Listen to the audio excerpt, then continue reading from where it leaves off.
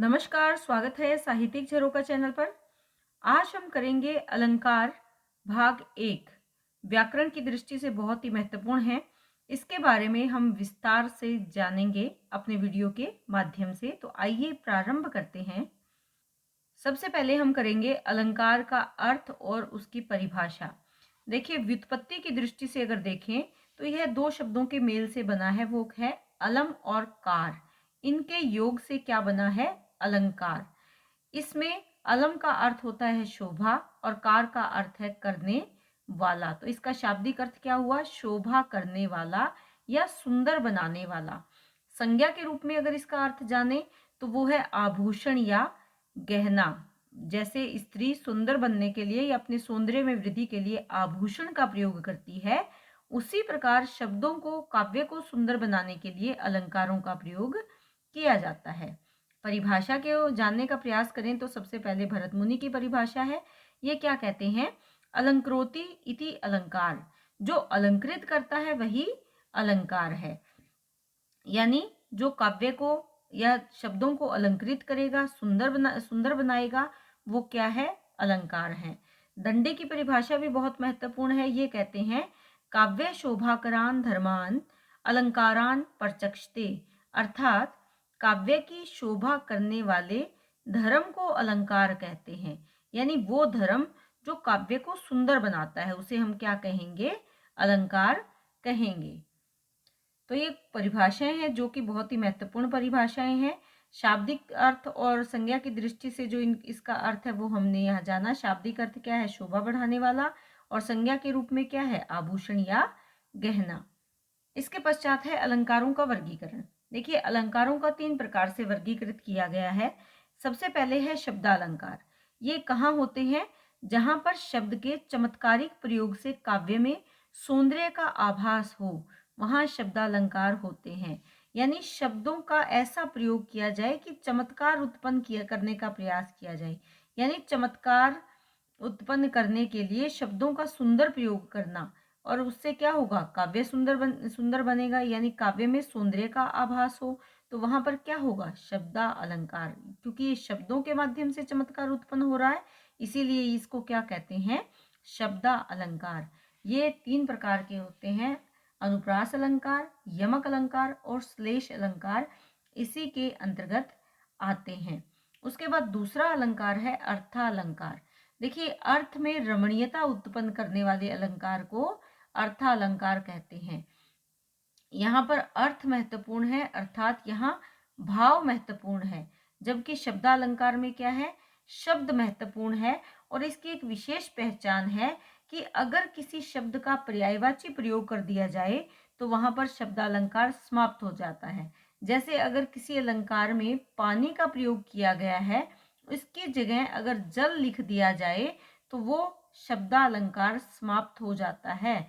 अर्थात हम पानी का पर्यायवाची जल प्रयोग नहीं कर सकते। ऐसा करने से शब्द की जो सौंदर्य है वो समाप्त हो जाता है, क्योंकि शब्दों से ही अलंकार शाब्दिक अलंकार कहलाता है।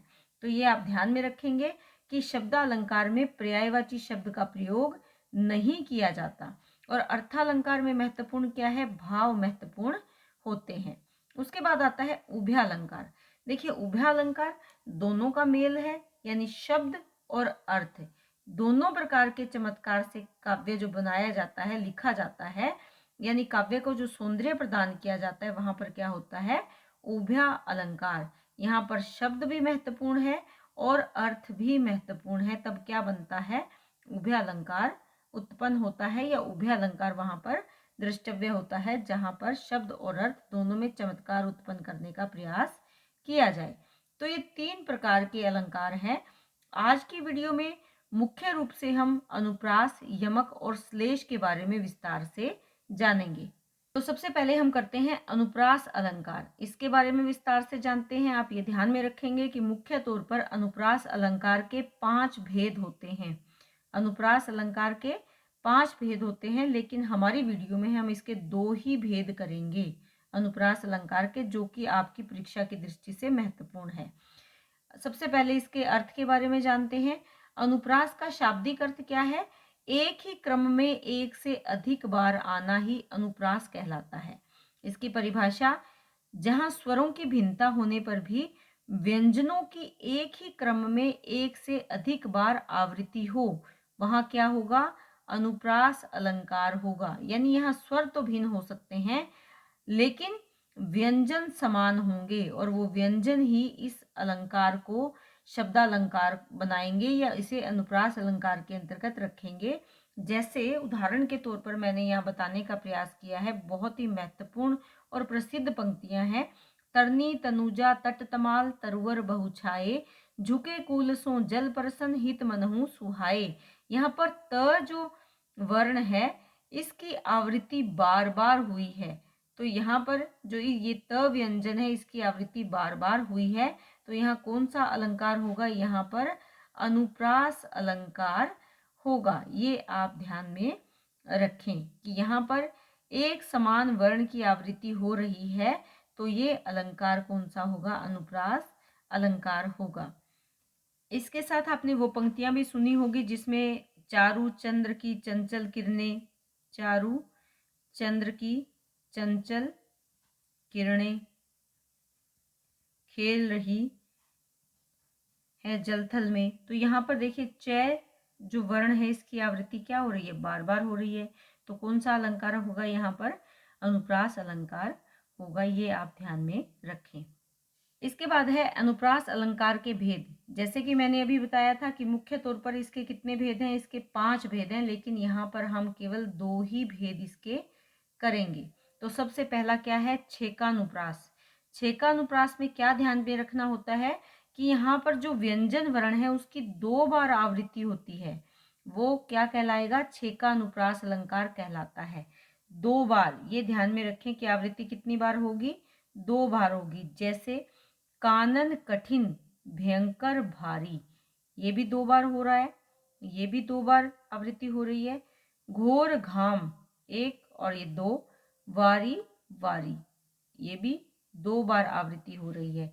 यानी व्यंजन वर्ण है और आवृत्ति कितनी बार हो रही है? 2 बार हो रही है, तो वहां पर क्या होगा? छेकानुप्रास होगा। अब वृत्यानुप्रास के बारे में अगर जाने तो यहाँ पर क्या ध्यान में रखना है कि यहाँ पर व्यंजन वर्ण की क्रमशः आवृत्ति 1 से अधिक बार अथवा कई बार होती है। यहाँ पर क्या है ध्यान में रखने योग्य बात कि आवृत्ति केवल 2 बार हो रही है, लेकिन वृत्यानुप्रास में आवृत्ति कितनी बार हो रही है ये कोई विशेष नहीं है।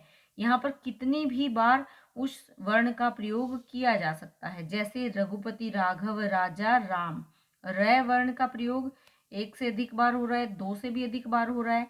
पतित पावन सीताराम, तो यहाँ पर जैसे र वर्ण का प्रयोग अधिक बार हुआ है, वैसे ही फिर प वर्ण का प्रयोग भी 2 बार हुआ है। तो यहाँ पर वर्ण जो व्यंजन वर्ण है उसकी आवृत्ति की निश्चित संख्या नहीं, बल्कि 1 से अधिक बार या कई बार वर्ण की आवृत्ति होती है, तो वहां पर क्या होगा? वृत्यानुप्रास अलंकार होगा।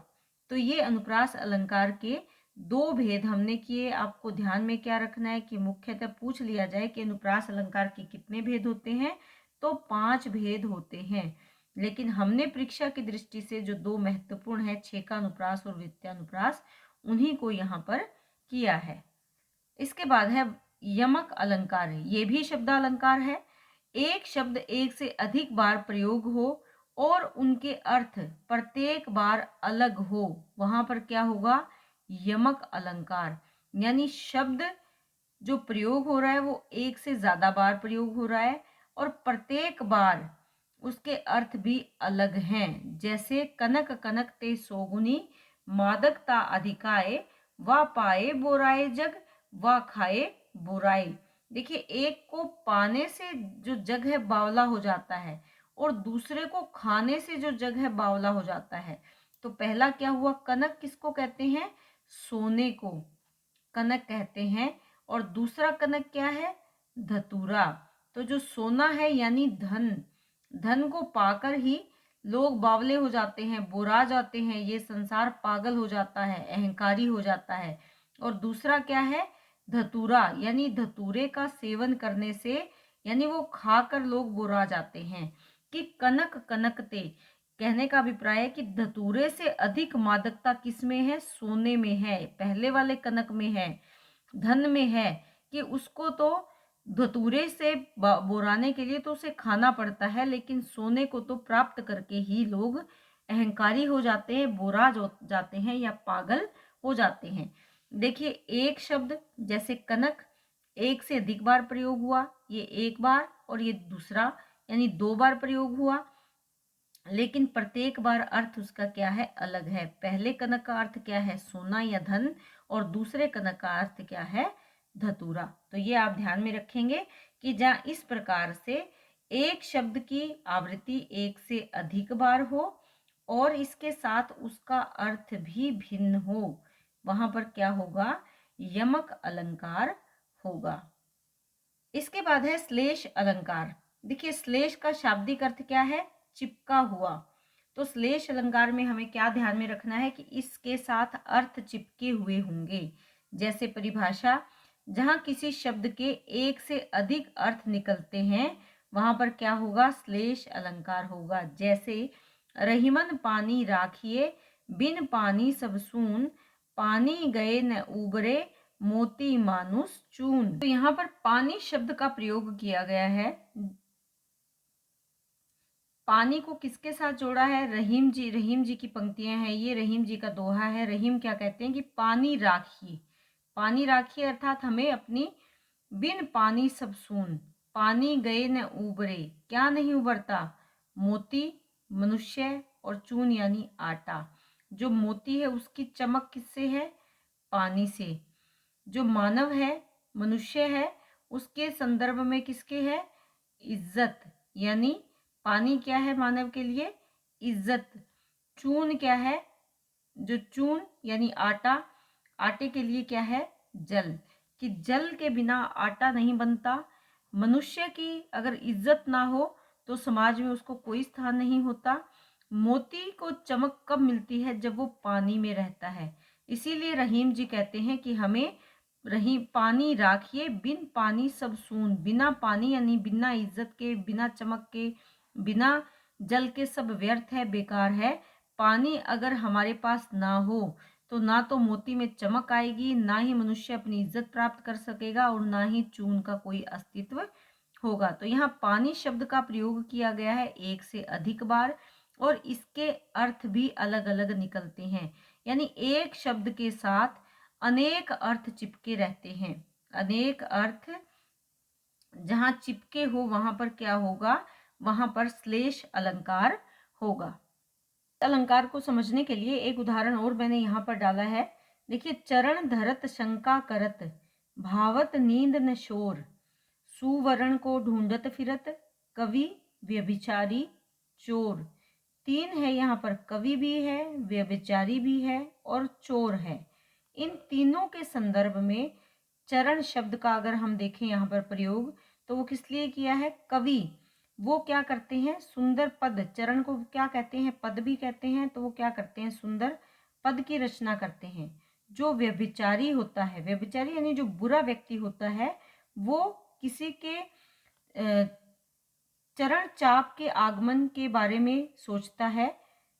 और जो चोर है वो क्या करता है कि वो किसी के चरण की उसको शंका लगी रहती है, कि किसी के कदमों की आहट, कि चरण यहाँ पर क्या है? किसी के कदमों की आहट भी उसे परेशान करती है, डराती है। किसको? चोर को। और जो व्यभिचारी है वो किसी के कदमों की छाप या किसी के कदमों की आहट सुनने में लगा रहता है। व्यभिचारी यानी जो बुरा व्यक्ति है। तो यहाँ पर अर्थ अलग अलग निकल रहे हैं। उसी प्रकार सुवर्ण, सुवर्ण का भी अगर देखें तो जो कवि है वो सुंदर वर्णों की तलाश में रहता है। सुवर्ण यानी सुंदर वर्ण हो जिसका। और जो व्यभिचारी है उसे भी सुंदर रूप की तलाश रहती है। जो चोर है वो सुवर्ण यानी स्वर्ण यानी सोना उसे चाहिए, सोने की तलाश में रहता है। कि सुवर्ण को कौन ढूंढता फिरता है? कवि भी ढूंढता है, क्योंकि उसे सुंदर वर्णों से रचना करनी है। व्यभिचारी जो बुरा व्यक्ति है, अयाशी व्यक्ति है, वो सुंदर रूप की तलाश में रहता है। और जो चोर है वो किसकी तलाश में रहता है? स्वर्ण की तलाश में। तो यहाँ पर एक तो चरण की बात की गई है, दूसरा सुवर्ण की, कि चरण रखते ही शंका करते हैं, ना नींद अच्छी लगती है ना ही शोर सुहाता है, सुवर्ण को ढूंढत फिरत। कौन ढूंढते हैं? कवि, व्यभिचारी और चोर। यहाँ पर 3 व्यक्ति हैं, लेकिन तीनों के भाव इन शब्दों के प्रति अलग अलग हैं। तो यहाँ पर क्या होगा? श्लेष अलंकार होगा। यानी इन 3 व्यक्तियों के अनुसार इन शब्दों के जो अर्थ है वो बदल जाते हैं। तो यहाँ पर क्या होगा? श्लेष अलंकार होगा। ये आप ध्यान में रखेंगे।